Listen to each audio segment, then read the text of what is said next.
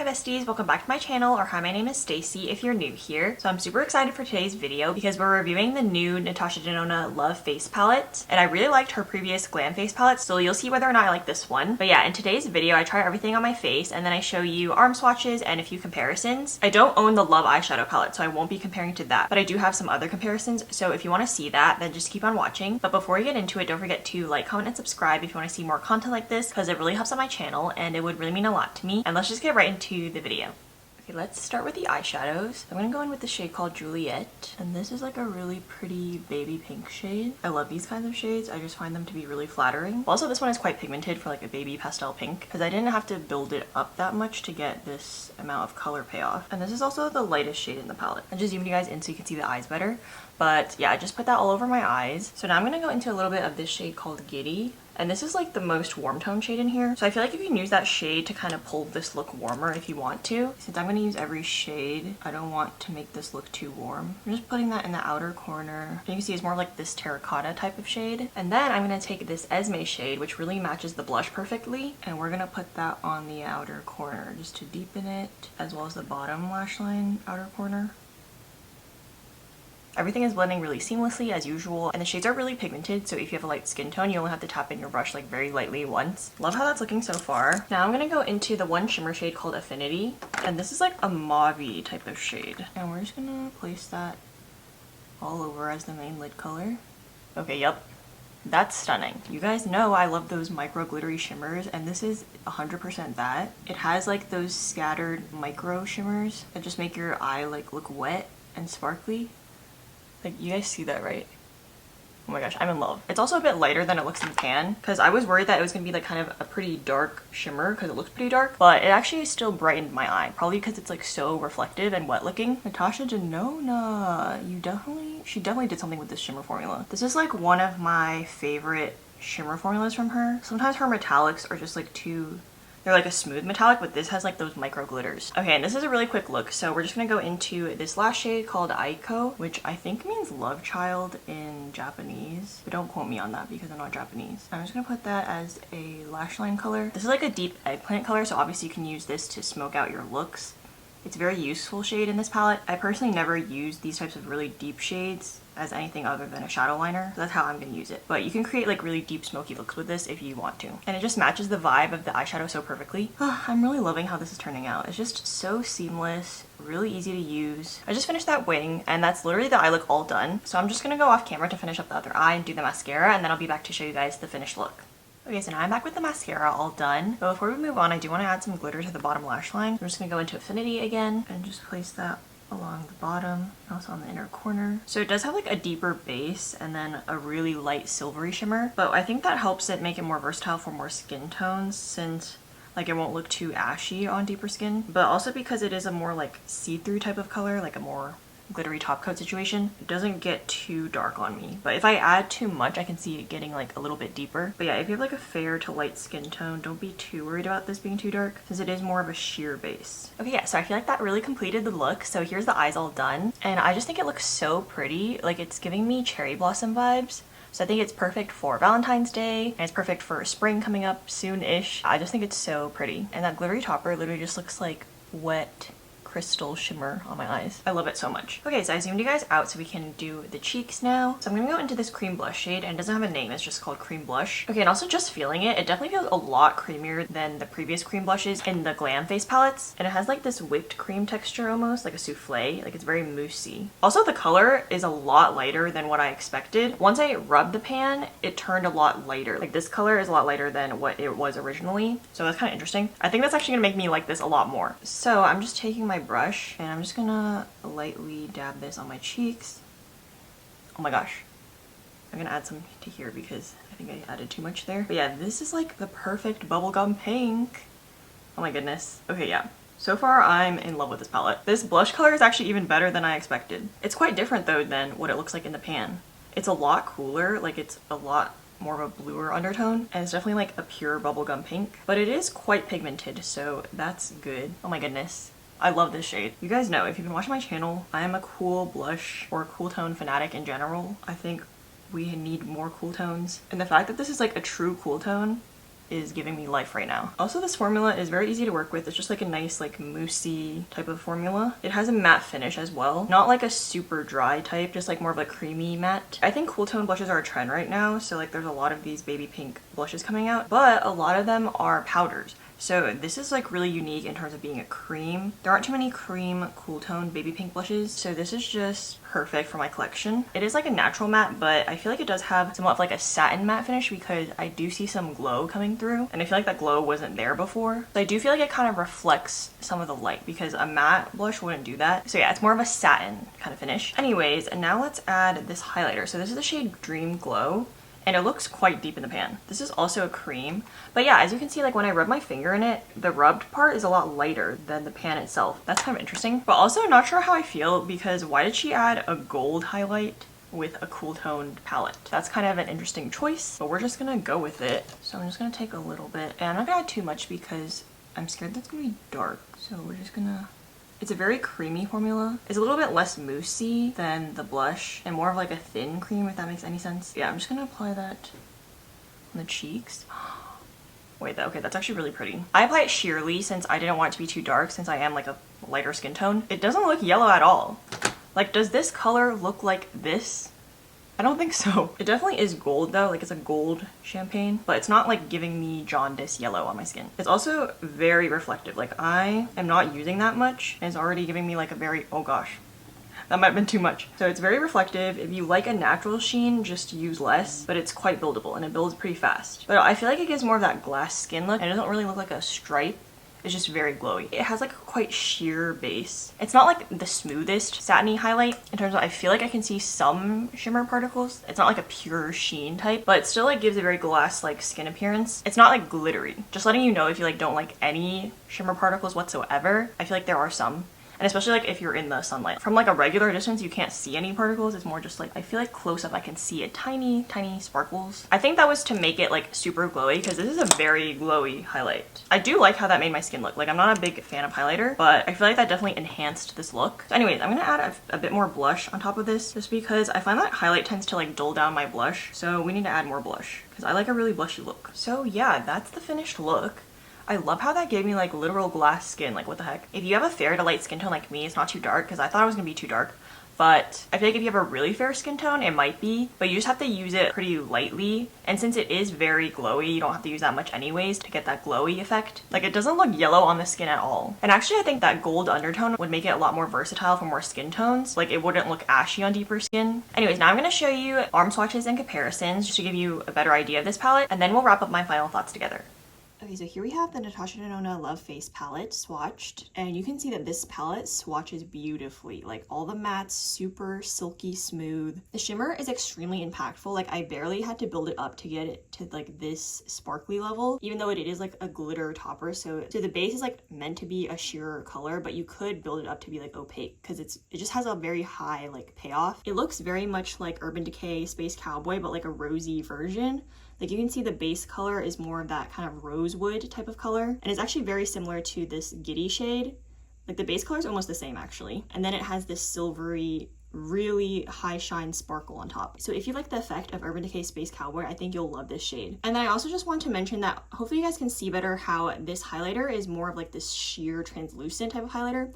Like I actually built this up multiple layers and it still doesn't show that gold pigment too much. Like it's just a very translucent color. It's a very interesting formula that's very thin on the skin, but I'm glad that you can see in this swatch that it does have like shimmer particles to it. So if you don't like that, then you won't like this highlighter. But it doesn't look like glitter on the skin. It's more just like a glass skin effect, as I said earlier. But just note that there are like shimmer particles, which you can see here. I hope this swatch was helpful, and I'm going to show you guys a few comparisons. Okay, so here I actually have all three NATASHA DENONA face palettes swatched. So obviously the Love palette, and then the Glam Light palette is the first section, and then the Glam Deep palette is this section. Here's what they look like in the pan. To me, they're not similar at all, but I just wanted to show you guys in case someone was curious, since they're in the exact same format. But yeah, the Glam face palettes are a lot warmer, and they're obviously not pink. So this is the light one. And then here's the deep one in comparison. So yeah, they're basically not comparable, but again, because they're in the same format, I wanted to show you guys. So back to the swatches, the Glam face palettes are just a lot warmer, like they're more like an autumn kind of scheme.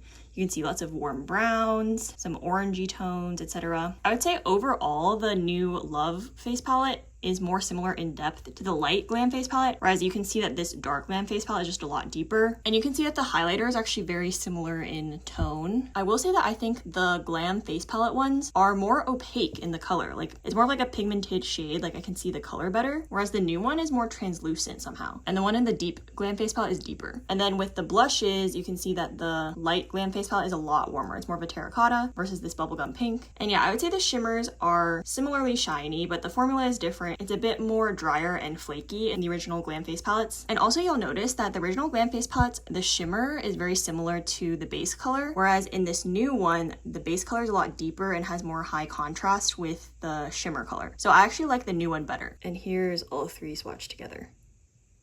My closest NATASHA DENONA palette that I have for comparison is the Retro palette, because I don't own the Love eyeshadow palette or the Love Glow palette. So these two rosy tone palettes are the closest in my collection, but let's see how they swatch. So on the top I have the Love face palette, and on the bottom I have the Retro palette. And I also only swatched the more like pinky rosy tones from the Retro palette, because the Retro palette also has these like cool tone grayish taupey shades that I didn't include since those aren't in this Love palette. But yeah, the vibes are actually quite similar. I will say that the Love palette I think is a bit more pink generally. Like, there's no true pink mattes in the Retro palette. Like, this shade called Rebellion is more reddish. This shade called Andy is a bit more mauvey gray. Actually, this shade called Groove is quite similar to Ico. It's just a little bit more reddish brown rather than purplish brown. But yeah, those are like similar depth and vibes. This last shade called Go-Go is actually really similar to Giddy. It's just a little bit more pinky rosy instead of brownish. But yeah, this one's really similar. But then also these more glittery shimmers are not really dupes at all. Like, this really pinky cool tone shade to gold flip is called Glitz. So that's like not really similar at all. This more light pink glitter topper situation called Psychedelic is also too light. And these are actually both cooler toned than the shimmer in the Love face palette. So yeah, you can definitely get similar vibes, but no dupes besides this Go-Go shade being pretty similar.